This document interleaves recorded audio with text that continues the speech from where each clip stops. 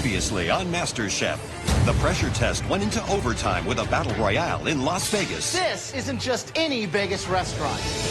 It's mine. To determine which of these 4 home cooks would be eliminated. It's still moving. It's that raw. She's burning buns again. Sorry, Chef. When Natasha and Beth beat the odds, Blue team won. Luca and Kathy went head-to-head The stakes don't get any higher than this. to decide who would be cashing in their chips. For one of you, your MasterChef journey ends here. Tonight, the winning home cook from Vegas returns to the MasterChef kitchen. Please, welcome back. And it's a mystery box from another world.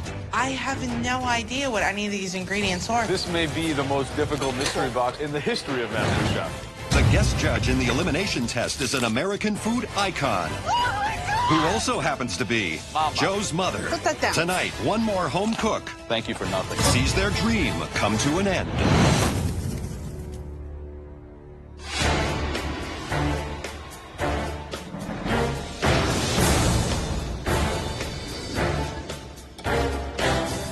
Walking into the MasterChef kitchen today, I'm so relieved to be here. I did not leave my family and my son at home to just go home with nothing.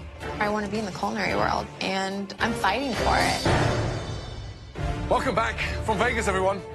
Luca and Kathy went head-to-head in an epic battle on the Vegas Strip. And it was close. Very close.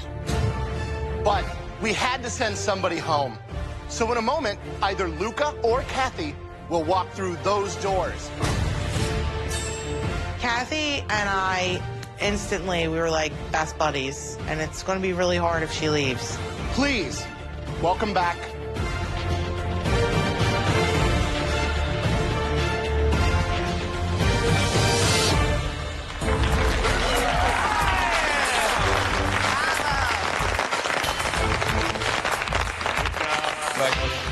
Allora, Alla grande! welcome back and great to see you. It's nice to be back at home. It is a huge emotional blow for me. I'm definitely alone now. I don't have not one person that I can really talk to. I don't like these people, and they don't like me. It's time for your next Mystery Box Challenge. As with every mystery box challenge, the contestants have to prepare, cook, and present one incredible dish using all or some of the ingredients inside the box. Now, the person who wins this mystery box will get a huge advantage in the upcoming elimination challenge, after which at least one of you will be going home. On the count of 3, lift your box. I'm from Texas, you know, I do a lot of barbecuing, and I'm hoping that it's a piece of meat that I could season up good, sear it, you know, make it real juicy. When I lift up that box, I hope that it's not something that's completely out of my comfort zone. I'm just a rustic Italian cook from South Philly. Like, I want to make pasta. 1, 2,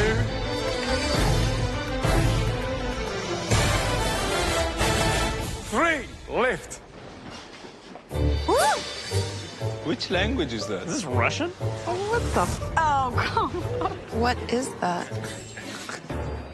What did you give us? You guys all look a bit puzzled. And that's the idea. This is a bounty of ethnic ingredients from Russia, Spain, China, all around the globe. Usually we tell you exactly what you have under your mystery box. Today, however, you'll have to work it out for yourselves. The secret of a great chef is the ability to discover and conquer any available ingredient anywhere in the world, and to have the skill to make it taste delicious. So, take these exotic foreign ingredients and make us one delicious dish in 60 minutes. Your time starts now.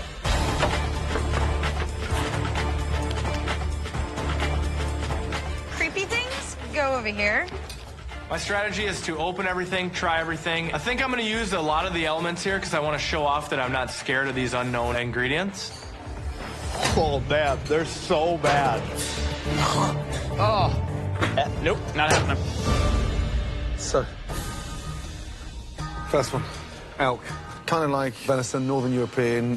Very lean. That's a godsend. Yeah. Some type of steak or something. I'm just trying to get an idea of what it is right now. You gotta pick your protein. I would also take a close look at this mohama, which is Spanish salt-cured tuna.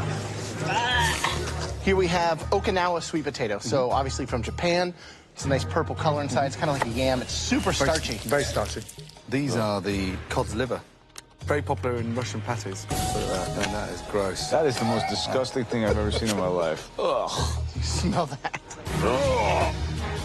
Is this ground moss? The Chinese ground moss, yeah. So it needs to be reconstituted, rehydrated, and it comes out like a texture of a noodle. Wow. What is this? This is Chinese pubic hair. It's like a Halloween costume put in a bag. Put it on right now.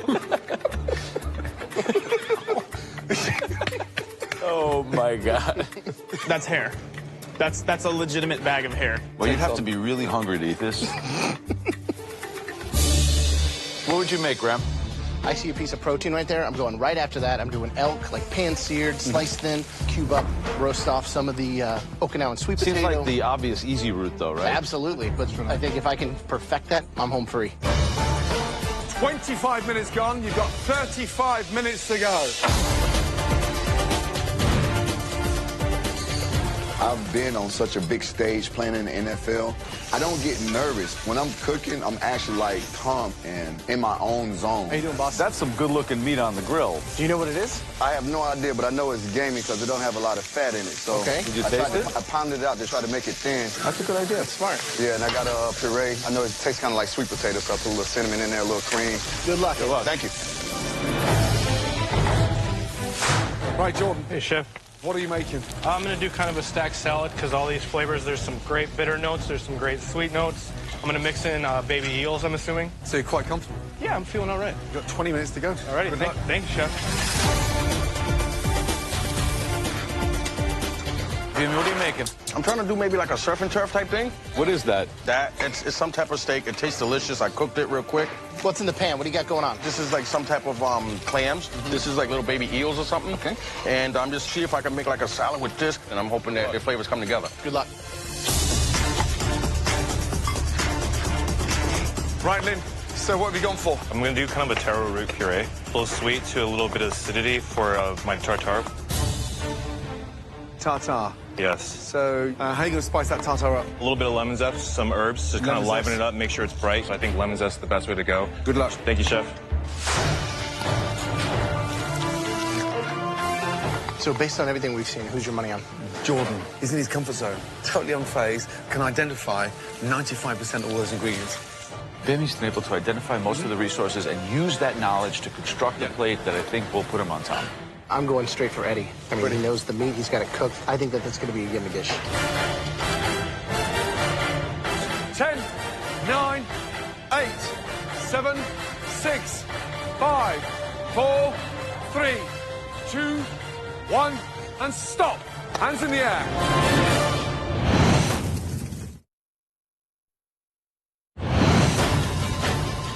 Five, 4, 3, 2, 1, and stop. Hands in the air. Well done. Wow. Throughout the Mystery Box Challenge, the judges taste elements of all the home cook's dishes as they come together.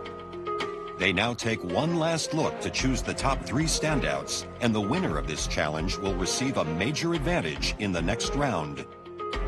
I look at my dish, and it looks awesome. It's probably the best looking dish I've plated so far. This is me on a plate, and this is what I do.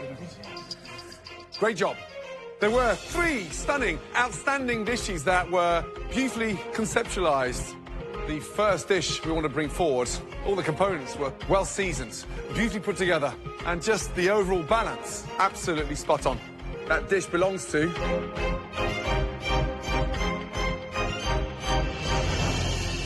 Eddie. Let's go. Finally, like, I'm in the top 3. I've been working hard, you know, and putting out good dishes. It's paid off, and, you know, I'm happy. Wow. That's a scapegoat. That's easy to do. Everybody can cook a piece of meat. First of all, what do you think your dish is? I'm not sure about the meat. I know it's very gamey. Well, let me tell you first what's on the plate, shall I? Please do. The puree. It's a purple, Japanese sweet potato. And the protein? Elk flank. Okay. Now, how did you cook the elk? Just a quick sear on that flatnet, looking for medium. And the greens? I fried them in a little olive oil, lemon zest, salt and pepper. That's delicious. The balance is correct. The sear and the elk, stunning. The puree is just smooth, delicate, and really well put together. Good job. Thank you. Well done. Thank you.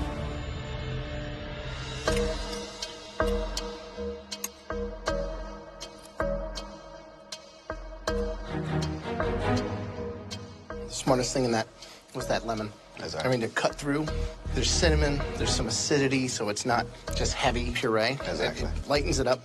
The greens are delicious. Great strategic choices, and you pulled it off. Thank you very much. Thank you.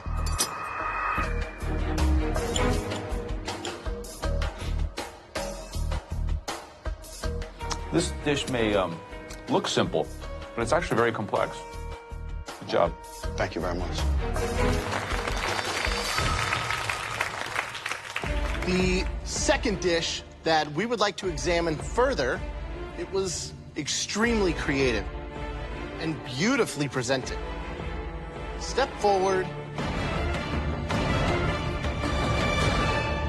Jordan. All right. Beautiful. So, you tell me what the dish is. It's a cold salad with like a black vermicelli base of noodles with sea grapes in it for the saltiness. And then there's, I'm guessing, maybe like a tuna jerky, some greens of sort, maybe a bok choy cousin or something. How about on top here? Crisped up some worms of sort. So, they're baby eels. Oh, all right. What do you think this was, the bottom? Some sort of black vermicelli noodles. Actually, a Chinese black moss.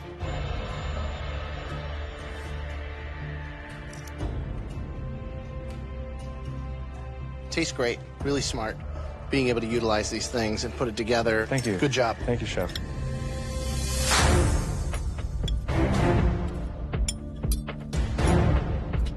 It's smart. You've got the balance right, the seasoning. And then these chips, you know, to put that into a crisp and get it that tasty with that saltiness, you brought that in. Welcome to the top three. Great job. Thank you, chef. Thank you. Thank you. Good job. Really good job. The third and final dish that we want to taste. Please step forward. Beaming. Lynn, whilst you visually put things beautifully on the plate, you need to season them. It's a beautiful plating. From a guy like you to get that kind of finesse, really impressive. Tell me about the dish.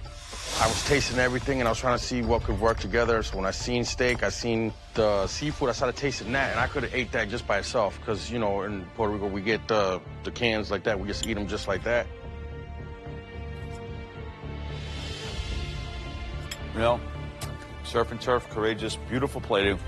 You were able to kind of hit on all the notes. Sweet, salty, tangy. It's like an orchestra playing a symphony all at the same time. This is a tour de force. Congratulations. Thank you. Thank you. Delicious. Seasoned beautifully. The balance is incredible. And especially with that note of the acidity at the end, it's got that sort of gastric finish, which is tough to pull off. I don't think this is a fluke. I think you've nailed it. Thank you.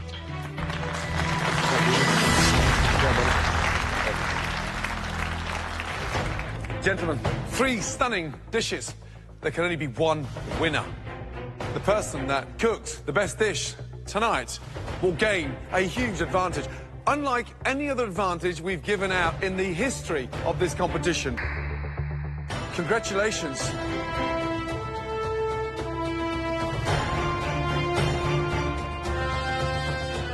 Steady Eddie. Well done. Amazing. Yes! Now I get a chance to pick and choose the next move in the competition. Eddie, you ready? Yes, sir. Let's go. Well done. Go. Incredible. Delicious. Eddie is now in control of the elimination test, where at least one person will leave the competition. Welcome, Eddie, to the MasterChef pantry. But the one thing he can't control is the theme of the challenge. As always, that is in the hands of the judges. Today's elimination challenge focuses on a type of food that's very near and dear to my heart. Pasta with a filling. The first pasta you have to choose from comes from the region of northwestern Italy, Piedmont. Agnolotti. There's a lot that could go wrong with this pasta. You have to be extremely careful to get the amount of filling and thickness of the pasta just right. And this, I promise you, is very, very difficult. Your next choice is a pasta that's actually a favorite of mine. It has a really memorable shape and an abundance of filling. Mezzaluna. Mezzaluna. The trick is getting that filling just right. It needs to be properly seasoned and perfectly cooked. Your final choice is a very special pasta, something that's served at festivals and very special occasions. It's known across Italy as the bonbon because of the shape and the texture. Caramelli pasta. Look at them. They're filled with mozzarella and served in a delicious tomato sauce. Wow, look at that. Seeing as you won the Mystery Box Challenge, your first advantage is that you will not have to cook in today's elimination challenge. So, Eddie, which stuffed pasta will everybody out there have to make? I want to go with the most difficult dish. Smart. So I choose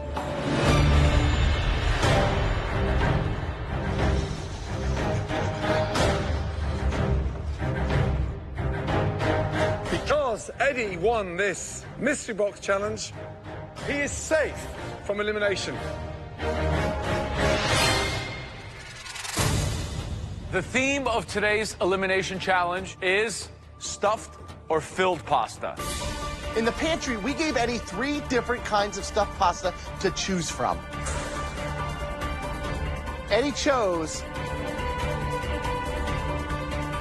agnolotti. To help you out, we're going to give you a demonstration on how to make the perfect agnolotti. But rather than me show you, I've invited somebody else to show you how it's done. Someone who can still teach me a thing or two about pasta. In fact, it's someone who taught me everything I already know about pasta. Oh my God. Please, turn around and welcome...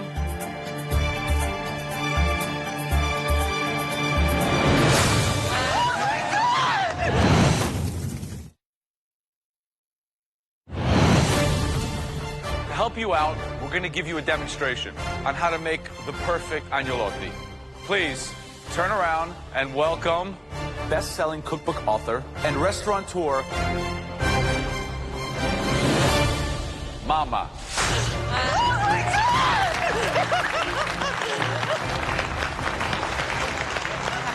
It's Lydia Bastianich, like my culinary idol. Like, I worship her. I've been wanting to learn how to make agnolotti for years now, and to be taught by her, that's going to be awesome. You look amazing. Thank you, thank you, thank you. I have 3 sons here today. We're so excited to have you.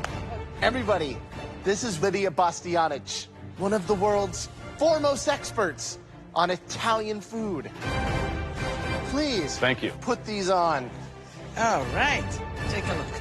Ah, very nice. Ah, There's just one more very tiny twist. Eddie, you now have a 3rd advantage. You will now get to decide which 2 of your fellow competitors will not get to witness Lydia's demonstration. No way. I'll kill you where you stand, Eddie. I immediately started thinking strategy, try to think of everybody's weaknesses and their strengths. And I know that it has to be someone that is great competition and someone that I know would definitely struggle if they don't witness this. First person. I don't think they have a lot of pasta experience, but they are an extremely good cook. So first person I would have to pick. would be James. James. You son of a bitch, Eddie. He views me as a serious threat, and he should. I'm not mad at him. He's playing the game, and he's playing the game smart. Wow. For my second choice, being around this person, I noticed that they ask a lot of questions, and they learn a lot of things by asking a lot of questions. So, I'm gonna have to say Lynn. Lynn. Oh. I am so screwed at this point.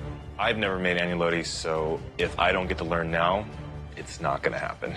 James and Lynn, please, both of you, leave the kitchen and wait until this demonstration is over. As for the rest of you, make your way down. How excited are you? I'm like shaking. Let's do All it. right, guys. So, where do we begin? We're gonna make just simple egg pasta.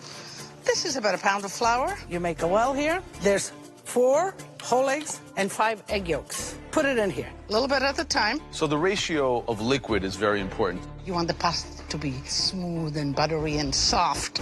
You continue the kneading. So we do it by hand because that's the best way to do it. So from here, we let it rest. 20 minutes. I'm gonna kill Eddie. One chance to like actually see that in your life, and it's taken from you. Yeah. Man. If I survive this, he is target number 1 from here on out. So we start with the hand cranker on the lowest setting. You want to get it to this kind of consistency. It should be translucent. It has the right feel. The agnolotti filling is a very simple filling of leftovers. Beef, salami, roasted chicken, veal, any kind of meat you have leftovers. You're making the filling, the texture is important. You can do a hand meat grinder. You don't want to put it in the food process because you don't want it to be pâté or pasty. You begin one way, then you go the other way.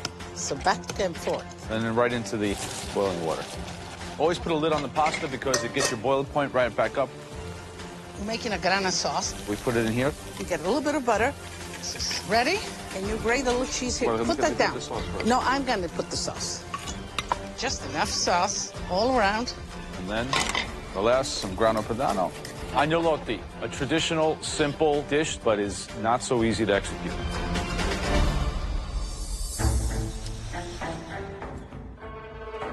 Okay, James, Lynn, please, back to your stations. Thank you. You have 60 minutes to make us some delicious agnolotti that will make my mother proud. Your 60 minutes starts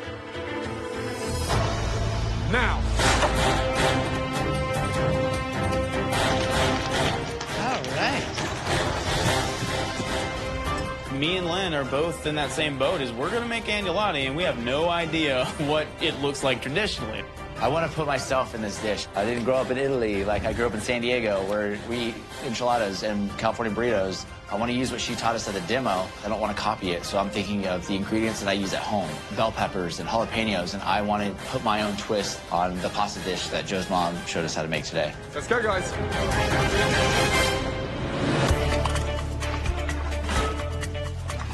What's the biggest mistake they can make at the beginning of this Well, challenge? beginning with the pasta is not working it enough. And then the rolling part. The rolling part is very touchy.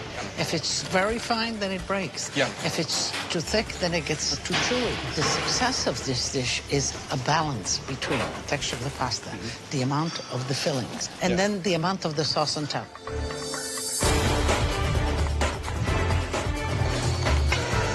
I loved watching the demo, so I'm just gonna try to imitate that, but incorporate different meats. I'm gonna do some oxtail and some braised short rib. They're both really rich, so it should make a great filling.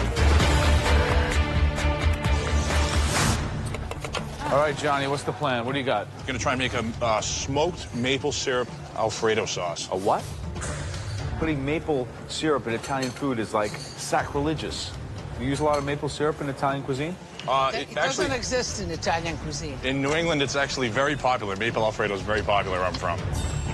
All right, good luck. Thank you.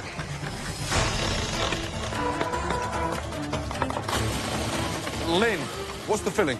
Fillings are charred, leek, and short rib.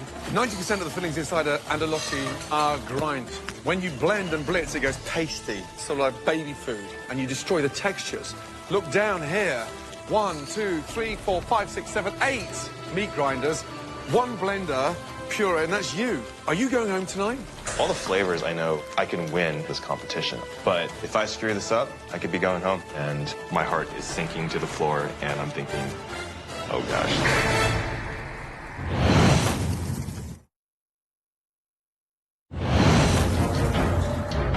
Lynn, are you going home tonight? No, I'm not. Because you seem upside down right now. It looks like Lynn is struggling pretty bad. To be able to knock him out right now would be a big advantage for me. So I'm pretty happy right now with my decision.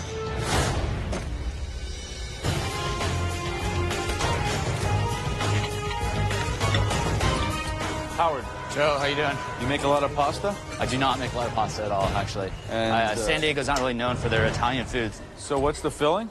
Shredded braised chicken, bell peppers, and a little bit of seasoning. What do you think about putting bell peppers in the stuffing? It's really unusual, yeah. I would taste that. Pay attention, you know, we talked a lot about textures and all of that. I will do so. What are you doing with the asparagus? I'm not sure yet. Wow. All right, good luck, Howard. Thank you. Right, James, what are you cooking? I'm doing a ricotta Parmesan agnolotti that I am tossing in a alla vodka sauce. The tomato alla vodka sauce was miles away from Piedmont. Lydia didn't go anywhere near that. You think this tomato vodka sauce is going to blow her away? I think it's going to be unexpected, and I think given the fact that I didn't watch any type of instruction, it's going to be delicious and taste great. Good luck. Thank you. Chrissy, I bought you my mother.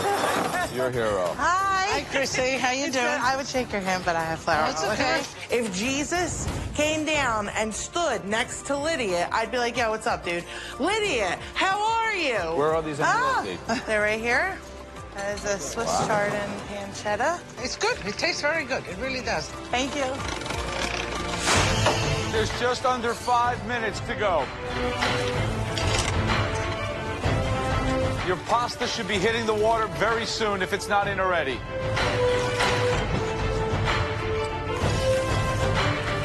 Chrissy's looking very competent. James is looking very composed. Howard's looking very shaky. And Lynn is looking out of his depth. I think that Eddie might have dealt Lynn an ace that will take him out of the competition. My water's not boiling. Why hasn't Beth got a lid on top of her pasta to bring the water up to boil? If she's not boiling water at this point, she's dead. It's just not boiling. Beth, you gotta have to put your lid on. All the pasta should be in the middle of a furious boil right now and ready to come out. Boil. Beth, you gotta put it in or else you're not gonna have anything on the plate. 90 seconds to go. I realize that pasta can't cook in the time I have left. So I just throw 3 agnolotti in the pan, get some butter going, a little pasta water, because you know it'll continue cooking. Let's go, guys. Heat the sauce. Keep everything hot. Come on, Beth, let's go. 10, 9, 8, 7, 6, 5, 4, 3, 2, 1, and stop. Hands up. Right. Eddie, make your way down from the balcony. We're now going to taste each and every one of your dishes. And on the back of that, at least one of you will be leaving tonight. Lydia, who should we taste first, please? James. James, let's go, please. Thank you. There's no way around it. That sucked, not being able to see that demonstration. What's in here? I did a agnolotti alla vodka. I had no idea what to do with the agnolottis. If you were not here, notwithstanding that, the shape is fair. The ratio of stuffing to the pasta is good. The taste is good. I know you're at a disadvantage, James, but flavor is good. Thank you.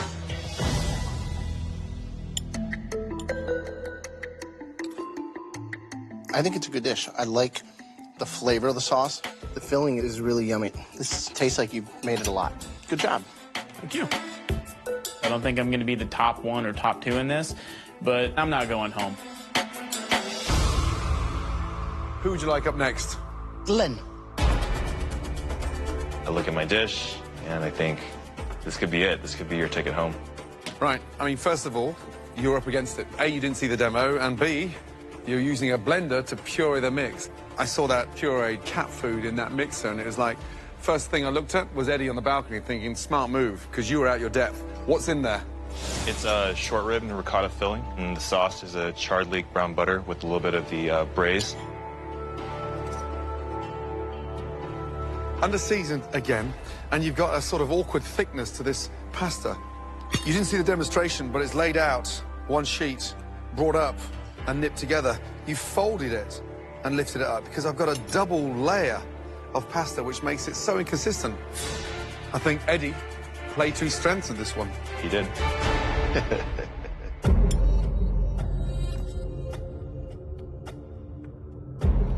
So you consider yourself a front runner in this competition? Not after this, no.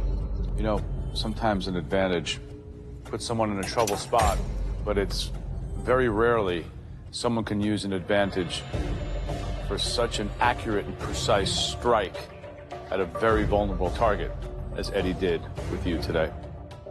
Chef. He hit you in the bullseye. Eddie could have picked any of the 14 people, and I don't think it could have been as effective as picking me. I could be going home.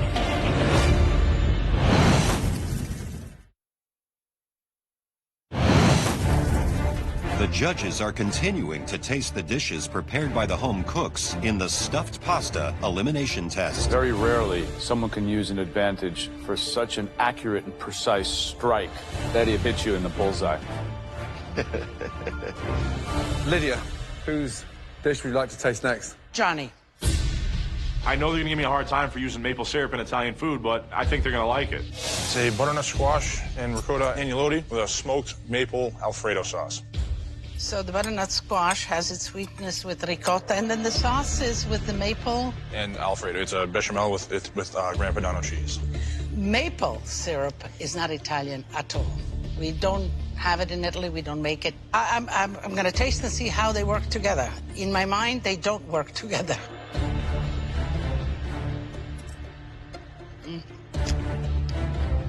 It's more of a dessert.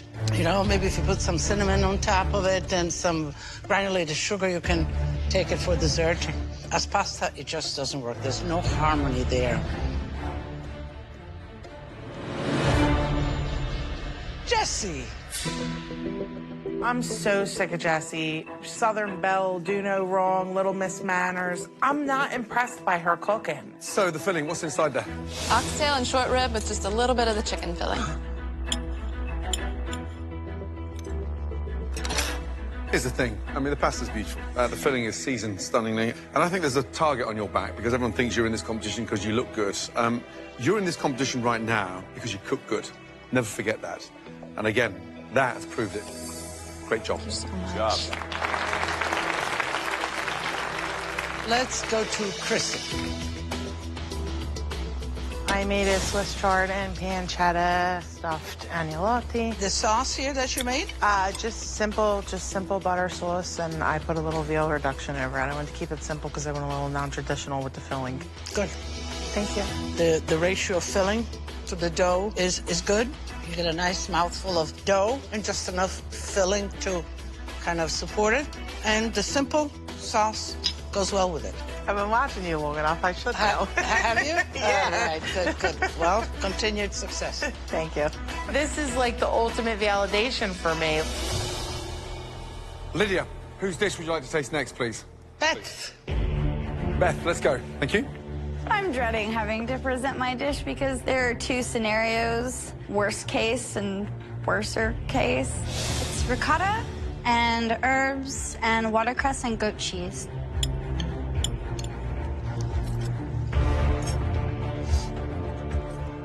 I like the idea of the herb filling, and then, of course, the actual pasta being undercooked. That was sad to watch. I would hate to see you go home on this. I would hate to go home because I can't boil water. Right, but I mean, it could happen. I know. I wouldn't be surprised at all if it did. Howard? All right. Walking up, I'm not 100% confident in the dish that I'm bringing up. The plating isn't that great, but hopefully the flavors come together. So what is exactly this stuff? Bell pepper, jalapeno, braised chicken, and then it's spiced with a little cumin. Yeah, cumin is a spice that is not used a lot in pasta making or stuffing. Yeah, what I got here is a mouthful of peppers. Okay. It's not harmonious with a pasta dish like this. Classics work and they're appreciated time after time. Otherwise, they wouldn't be called classics. Of course. Get a good connection to the basics. Don't just fly off on a wing, okay? I don't understand. She's been nice to you, but the whole thing with you is you have this very cavalier attitude. You don't know what you're cooking, what dish you're making with 10 minutes left. Then you come up here and get misty-eyed with us like, oh, poor me again, I got screwed up, and I'm getting tired of it. Because if you were smart, you would duplicate a plate. The fact that you're not even thinking of playing this game properly is really annoying. I mean, I'm gonna taste this. You want 15 of the same dishes up here?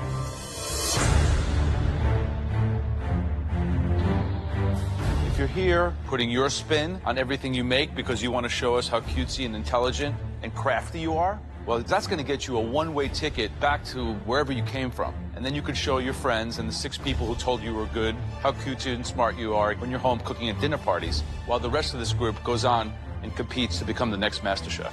So, I want pasta cooked properly because you know what? The only thing worse than a cook who can't boil is a narcissist in full denial. Thank you for nothing.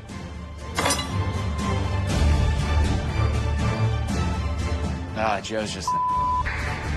This is a competition about flair, about finesse, about creativity, not about copying someone else's so you can win $250,000.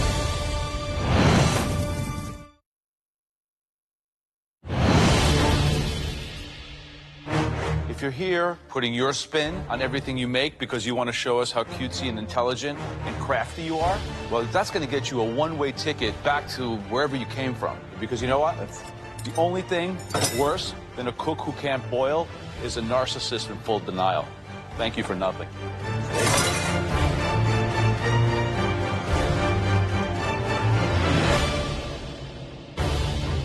Tonight, there are 2 standout agnolotti dishes that really impressed Lydia. The first dish, we actually expected perfection from that person, and they delivered. They had a perfect ratio of filling to dough, worked beautifully, seasoned perfectly. This person is becoming a front runner. Congratulations. Chrissy. Well done. Thank you. Aside from the birth of my child, this may be the happiest day of my life. But the best dish of the night had incredibly delicious filling. The balance of textures worked perfectly. It was almost as good as her dish. And that dish belongs to Jessie.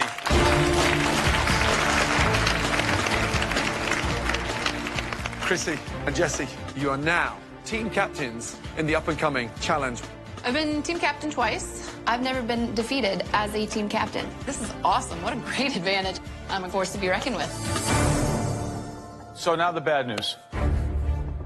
Usually, we only bring 3 people down. Today, there are 4 people that really disappointed me and my fellow judges. Please come down. Johnny. Lynn. Howard. And Beth.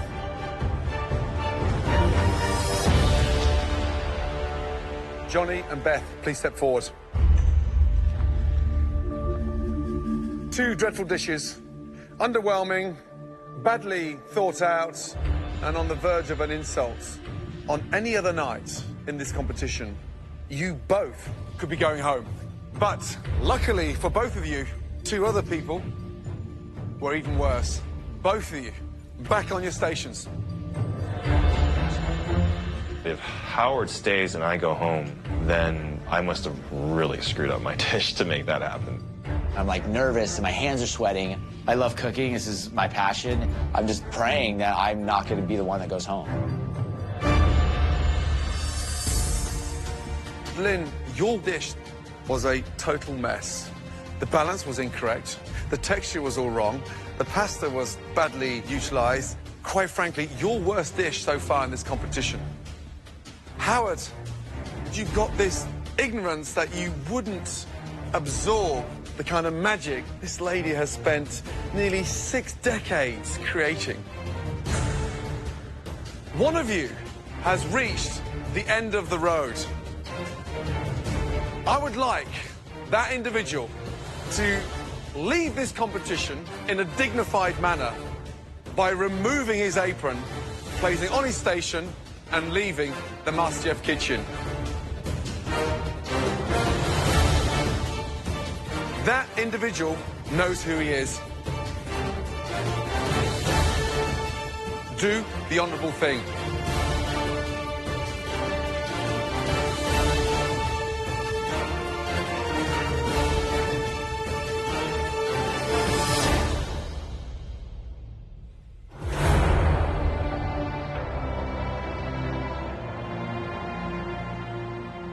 Lynn's one of the top guys here. He's a better cook than I am, and he shows it with his plates. I got here, and I got an apron, and I got to compete. Yeah! Thousands and thousands of people did it. I did as best as I could. The actual cupcake is definitely the hero, a bit like you tonight. Good job. Thank you. And I feel amazing about it. Thank you, Howard. Thank you.